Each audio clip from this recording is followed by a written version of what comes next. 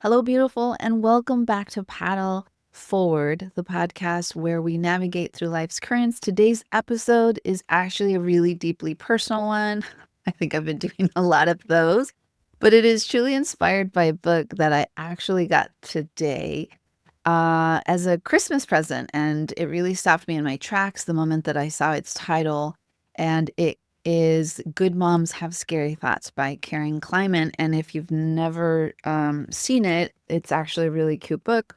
It's intensely detailed. I've never actually had to have the opportunity of looking inside of it, but oh man, it's already just touched my heart in so many like amazing ways.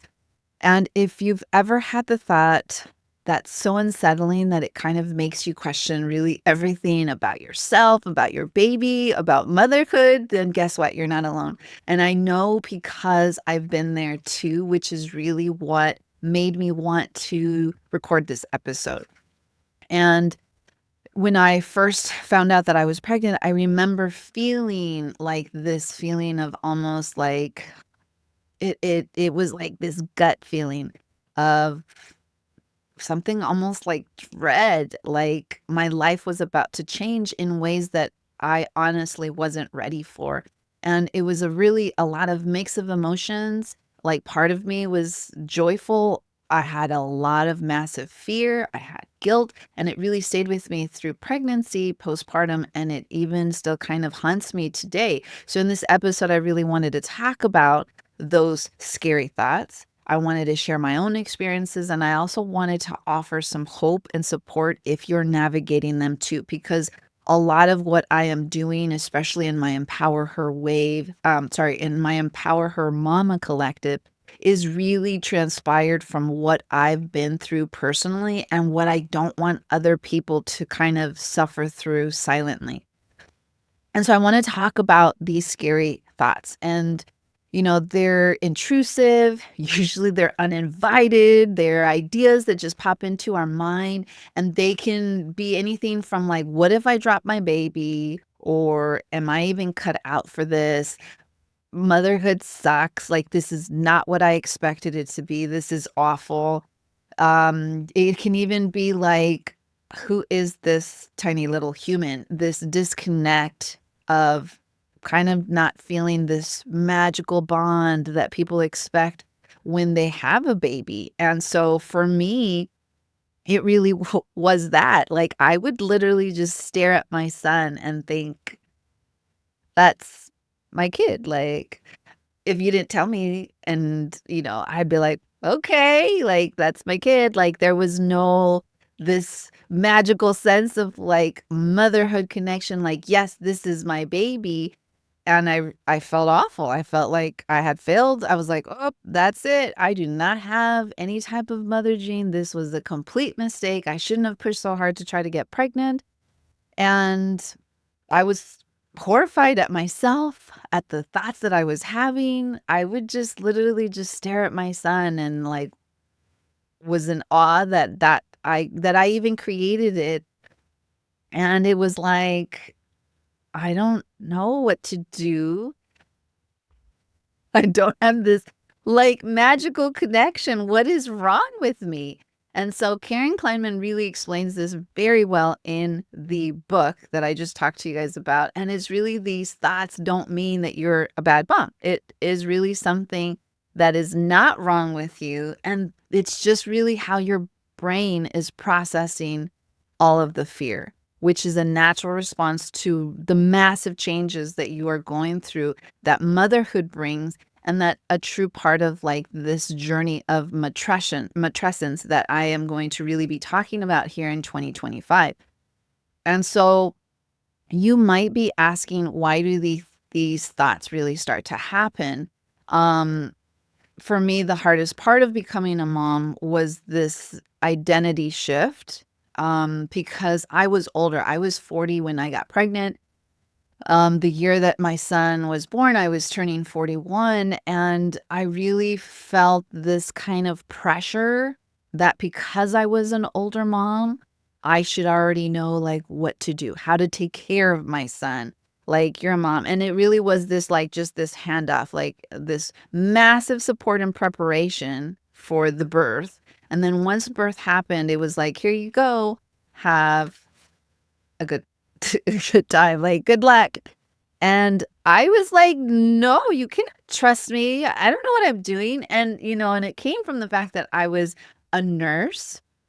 I'm medically trained. I even spent time in OBGYN, and I was completely unprepared. I thought I would be because I was a nurse, because I was a prenatal yoga instructor, because I had babysat, for years and years, and it was like, nope, I had no idea what I was doing. I was completely, like, scared to be alone with my son, and I had a different experience from my birth. We were in the hospital for a week, both of us, and so there was a lot of postnatal anxiety and some trauma, like, from the birthing experience that really played a huge role in the way I transitioned from a postpartum, but I felt super lonely. I felt like everybody just kind of hands off experience, and it wasn't what I was expecting.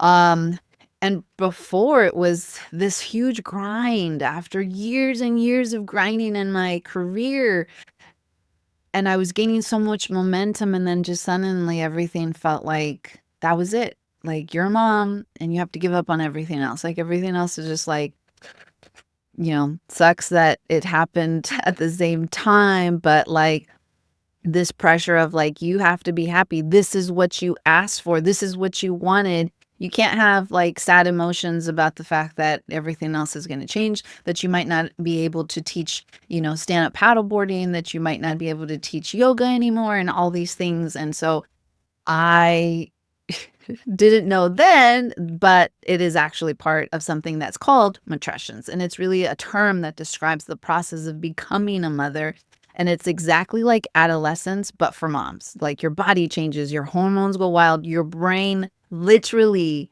starts to reshape and rewire itself to care for your baby.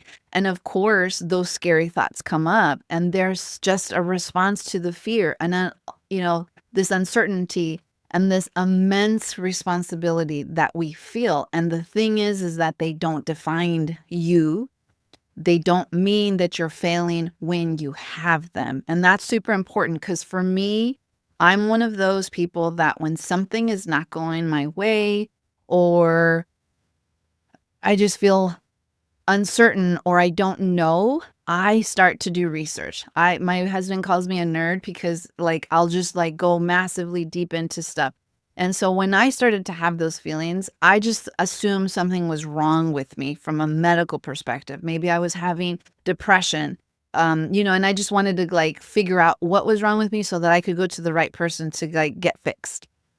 And I started to do all my research. I'm medically trained. I know how to do a lot of that stuff.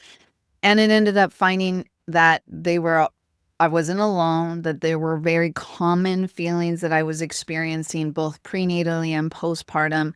And it really helped me from my postpartum perspective because I already knew some of the stuff I was experiencing prenatally, prenatal blues, prenatal anxiety, prenatal, like, just thoughts of all this identity shift because I was coming in again 40. I had been working really hard on my career, and I started to finally feel this shift. And then it was just like, here's this totally new identity. And what do I do? Can I make them both work?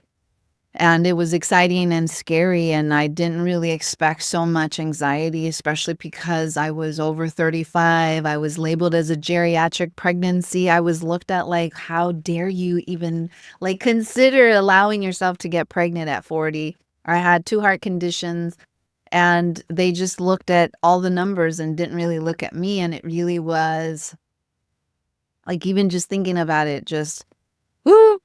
It drives my blood pressure up because I had to be such a massive advocate for myself and really get my medical professional team, who I really had no choice in because I'm a military spouse and I had only one place that I could go to get prenatal care and to give birth, is to, like, I need you to look up off the chart. I need you to look off the paper and look at me as a person and ask me, like, do you even know that I'm medically trained? Do you even know that I've had my blood pressure, like, since I was 25, problems, and that I have had it, like, it's been great for the, like, 6 months before I even started to really try to get pregnant.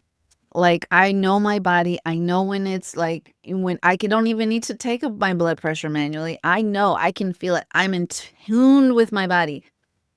Not only that, yes, my BMI says that I'm obese, which is insane, but I can basically run circles around you. Like, I'm a stand-up paddleboard instructor. I'm a yoga instructor. I teach 5 days a week. Like, no offense, but if just because you're taller than me and your BMI is lower does not mean that you're healthier than me, and it was just driving me crazy. And so, there was just a lot of emotions, a lot of guilt during my pregnancy, and I was constantly worried that I was, you know, going to miss out on a lot, but that I wasn't going to be supported in the decision that I had made, because I really was like, I really planned this out really well. And I understand that there's some risks, but there's risks with everything. And I just felt like, oh man, just because this one age bracket was like this complete difference in how I was treated, how I was talked to. And it really sometimes kind of took away from that feeling of just being able to enjoy the pregnancy. And the one thing that really shifted my perspective was diving into kind of those researches and finding out that what I was feeling was actually very common, and that I know that I was not alone, and it made such a huge difference.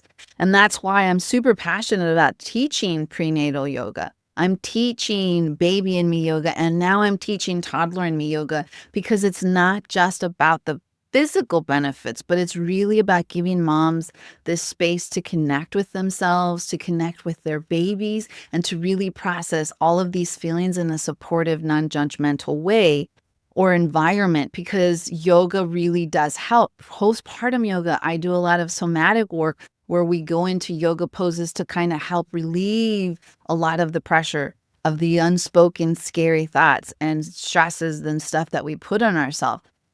And one of the chapters that I was reading in the book was exactly what I felt.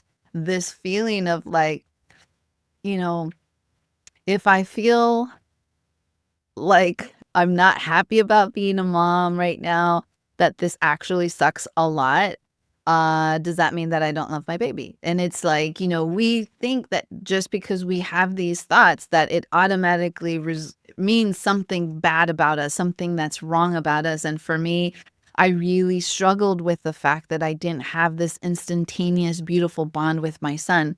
And part of me was like, things got messed up because I had an emergency C-section and he had to go to the NICU and we were separated. And so we didn't have this opportunity to bond. And that may have played a role in it, but I really was using any excuse. And I was like, what if I just don't have the mom gene? Like, I thought it was a thing. I was like, it skipped me. I don't have it. God definitely made a mistake letting me get pregnant. Like, it was really, I was very, very mean to myself. Let's just put it that way. And I was already a prenatal yoga instructor when I got pregnant. I actually graduated my prenatal yoga instructor's training when the day I found out I was pregnant, funny enough. Um, and I just took what I knew postpartum and it helped me just to kind of stretch and stay active. It helped me with my stress, just anxiety postpartum, to kind of hone it in. And I used what I knew and my skills and my training to really help me bond with my baby. And, Kleiman's book says that relationship that we're looking for, that bond that we just expect to be natural, instinctive, and just like instant, is actually not that common for people to have instantaneously. For most moms, it needs to be built and it takes time. And so some of the simple things that even she suggests in her book is skin to skin contact, skin to skin, playtime, looking into your baby's eyes during feedings, singing, talking to them, humming, smiling, and, song and play. And those are all things that I bring to my baby and me yoga classes because I know that those are things that truly do help. Like usually he was born in the summer and it's hot, like y'all hot and humid out here in Oki in the summertime. And so I would just do my yoga practices in, shorts and a sports bra, and that was it. Like, so whenever he was with me, it would be that skin to skin. When I'm breastfeeding, it was always skin to skin. Because I just could not be bothered with a bra for real. So, I've come to see that these things really do work, and not just for my personal journey, but also in my yoga classes too. And again, it's the lifesaver. It saved me from being able to actually enjoy. I had a beautiful, beautiful, beautiful pregnancy. And I really feel like I owe it a lot to my yoga practice. And it really helped me bond and deal with a lot of the stuff that was coming up for me postpartum. And it's a very grounding, it's mindfulness, which I'm highly, highly big advocate for, because mindfulness practices was actually what helped me get my blood pressure under control so that I could get pregnant. And all of these spiraling thoughts. And you don't necessarily have to be pregnant. Like the beautiful thing that matrescence also helps with is these feelings can happen even if you don't like give birth to an actual other human. Like it could be an adoption, it could be becoming a step parent. It even happens when you adopt animals, when like if you're one of people like me, the crazy like plant lady, you even develop this connection with your plant. So it's like heartbreaking and people don't understand. They look at you like you're crazy when your plant dies or it like starts to get sick or it's wilty because you forgot to like water and you feel like an awful person. They're like, it's a plant. And I was like, don't talk to him. Like you don't understand. It's my baby. And that's what it is. Like any type of caretaking role brings on these spiraling thoughts. And the one thing that you can truly try right now is just this diaphragmic breathing, those deep breaths. And I teach them. It's called box breathing, where you inhale to the count of, we usually start to the count of 3, just kind of like take 1, 2, 3, inhale, and then exhale, 1, 2, 3, and then inhale, 1, 2, 3, and then you build up. You go to the count of 4, 1, 2, 3, 4. And then exhale, 1, 2, 3, 4. And then you go all the way up until you get to the number 6. And then you start to box back down. You go back down to 5 and then to 4 and then to 3. And then you let your breath come back to normal. And it is such a simple tool, but it is super, super effective. And it can make like the most huge difference in the world. And so, if you're struggling with scary thoughts, this is what I want you to remind yourself every time that they come up. They are super common and you're not alone. Like that right there was like life-saving for me. It's okay to ask for help, whether it's talking to a friend, joining a support group, or seeing a therapist. Everybody's different.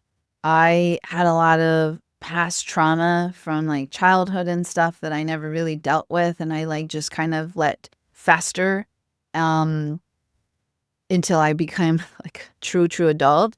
And it wasn't until like my mid-30s that I really dealt with it. And I tried a lot of things, but yoga therapy was what worked for me. It was this non-communal, mainly silent kind of thing where, they used pressure points and stuff during a yoga session, which I was comfortable in. And it worked. It worked amazingly well. Sometimes you don't want to talk to a friend because they know you. And for some reason, we fear judgment. That's why I started teaching toddler and me yoga, because I felt myself isolating my son and me at home because I had this fear of like, I cannot go outside with this tiny human who's not controllable, non-consolable, What will I do if he has a emotional breakdown in public? Like, it would take me sometimes like, in the very beginning when I had no idea what I was doing and I didn't know how to, like, help him, like, I don't like calling them tantrums, like, his breakdowns would be, like, an hour and 45 minutes. It was awful because I didn't know what to do. It was causing anxiety and reactions from me, and I started to, like, learn how to really mindful parent him in the sense of, like, helping him learn what he needed to self-regulate. And I started researching more into, like, toddler in me yoga because I knew baby in me yoga wasn't going to work anymore for him. And how do I teach him these adult things that took me, like, 40 years to learn to a 2-year-old? Like, I just was like, "Dumb, there's no way," but there's actually a lot of ways. I started to implement them, and we're down to, like, less than 10 minutes for most of his breakdowns. Huge, like, the longest one is, like, 15 minutes, and a lot of it is just him telling me, "No, mama, no," and he'll walk away because he needs space. He needs to go into his room, and he'll cry, and we're, "Mama, where are you?"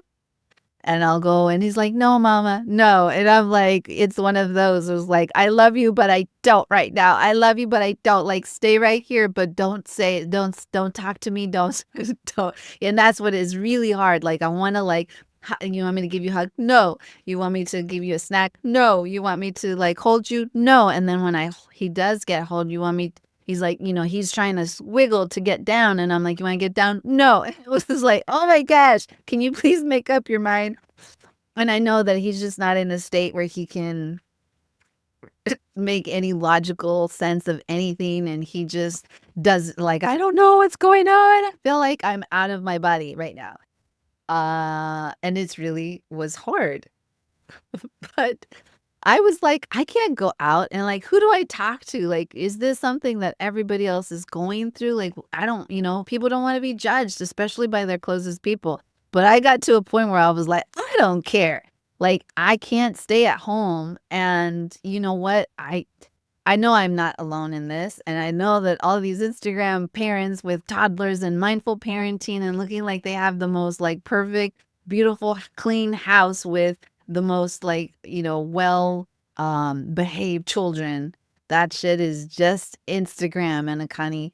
And you're not going to be able to really experience and know that what you're going through is not, not it's not that it is common. Sorry, maybe that's the better way to say it. Until you go out there and lead from the front, like, show people it is okay. And it's gonna suck, and it might you're gonna struggle, but you'll figure it out. And so, like, that's why I still continue to teach with my son in my toddler and me yoga class, which, by the way, is an incredibly hard thing. It's a lot of pressure. I'm completely exhausted after that class because I'm playing the role of the instructor while also being the mom of a toddler and trying to, like, somewhat control the other toddlers, and it is massively energy, like, stripping for me, but I do it because I wanna make sure that other moms see me, even if it's in the struggle, so that I can show them they are not alone, and maybe hopefully teach them, because it took me a really long time. Oh, y'all, I gotta go. So be gentle with yourself. You're navigating literally one of the biggest transitions of your life, and it is okay to truly take it one step at a time. I want to leave you with this. Being a mom doesn't mean that you stop being you. It means that you are growing, you are evolving, you are becoming a better version of yourself, and you're learning how to take care of yourself and your baby in a completely new way. I want to thank you for joining me today. If this episode resonated with you, please share it with another mom who really might need this reminder or just to learn about this. And if you're ready to explore some yoga as a tool for healing and connection, please check out my Instagram at at Anacani Walters. I'm actually at Anacani Walters on all my socials for my Bump Baby and Beyond stuff. I'd love to support you on your journey. If you're local here in Okinawa, please feel free. At the time of this recording, I'm still here and I'm offering baby and me, toddler and me yoga um, every week, except for like on holidays and stuff. And I have a 12-day baby and me, toddler and me yoga challenge that I'm going to be relaunching. We finished our live session of it and it was fantastic. And so there's going to be a lot of other resources that I'm going to be putting out there. So please follow me so that you are the first to know. And until next time, please take care of yourself and remember that you are doing the best that you can. And that, my love, is truly enough. Inhale the peace and exhale the chaos and just keep paddling forward. I got to go teach. And yeah, I love you.